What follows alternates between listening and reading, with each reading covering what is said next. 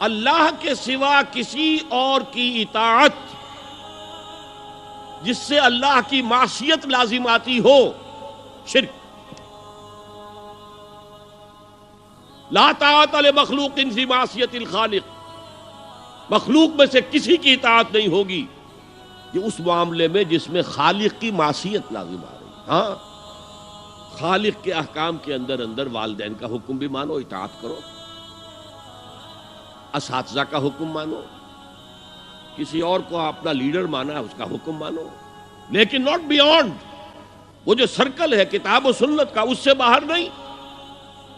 لا طاعت لمخلوق فی معصیت الخالق، یہ آپ الجبرے کے فارمولے کے طور پر اپنے سامنے رکھیے۔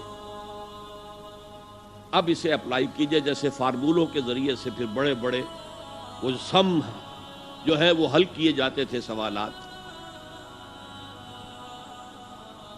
صبح کا وقت ہے، آنکھ بھی کھلی ہے، کوئی اذان کی آواز بھی کان میں آئی ہے، آپ کا نفس کہتا ہے ابھی سو جی۔ آپ نے اپنی چادر یا کمبل کو درست کیا اور کروٹ لی اور سو گئے۔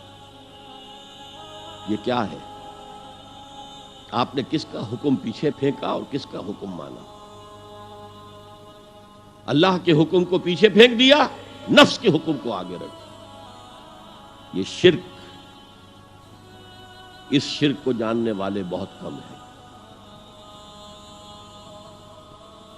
مولانا روم نے خوب کہا تھا، نفس ما ہم کم ترس فرعون نیست لیکن اورعون ایراعون نیست۔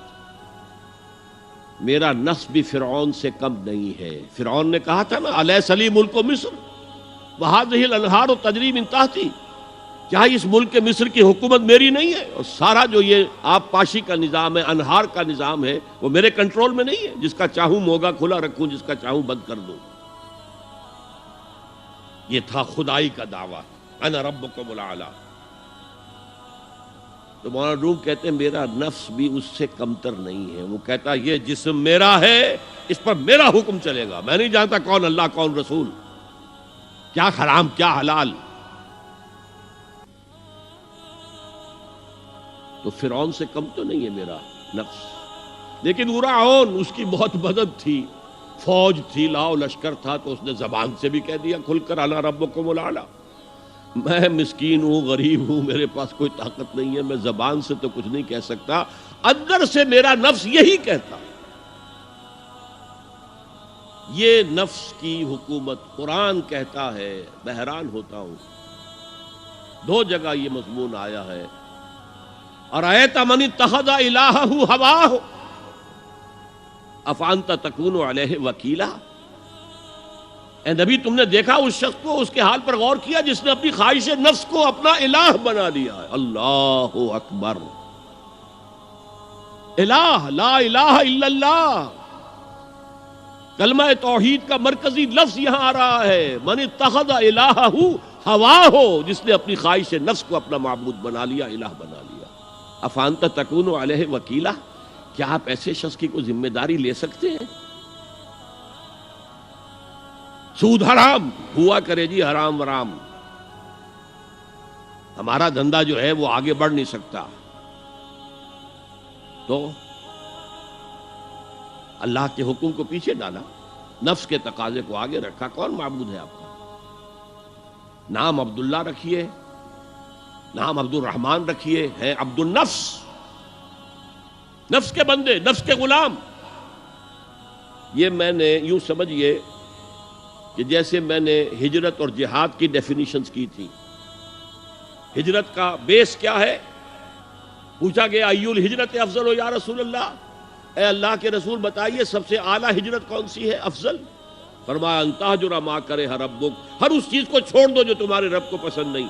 آج رات ہی سے آپ ہجرت شروع کر سکتے ہیں۔ جائزہ لیجئے کیا کیا چیزیں میری زندگی میں خلاف شریعت ہے، تو اللہ کو ناپسند ہے، فیصلہ کیجئے کہ آج کے بعد نہیں ہوگی، ہجرت شروع ہو گئی، افضل الہجرہ، سب سے افضل ہجرت شروع ہو گئی۔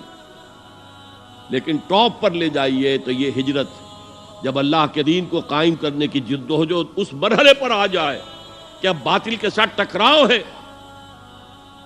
اور اب چاہیے کہ ساری قوت ایک مرکز پر جمع ہو جائے، ہجرت فرض کر دی گئی، وہ ہجرت گھر بار چھوڑ کر، اہل و عیال کو چھوڑ کر، اور مکے کے بھیڑیوں کے رحم و کرم پر چھوڑ کر اپنے گھر والوں کو جو لوگ ہجرت کر کے آئے، حکم تھا۔ ہجرت مدینہ فرض تھی، ہجرت حبشہ فرض نہیں تھی، صرف اجازت تھی کہ جن سے سختیاں نہیں جھیلی جا رہی مزید وہ چلے جائیں۔ تو ہجرت کا یہ ابتدائی نقطہ، انتہا یہ جہاد، المجاہد من جاہد نفسہ، جہاد تو یہاں سے شروع ہو گیا، اپنے نفس کے خلاف جہاد کرنا۔ صبح نفس نے کہا ابھی سو جاؤ، آپ نے نفس کی بات کو رد کیا، اپنا کمبل اٹھا کے پھینکا، اٹھے، وضو کیا، نماز کے لیے آپ مسجد چل دیے، آپ نے جہاد کیا نفس کے خلاف۔ یہ افضل الجہاد ہے، اور سب سے چوٹی اوپر یہ ہے کہ جب وہ حق و باطل کی جنگ ہو تو جان ہتھیلی پر رکھ کر میدان میں حاضر ہو جاؤ۔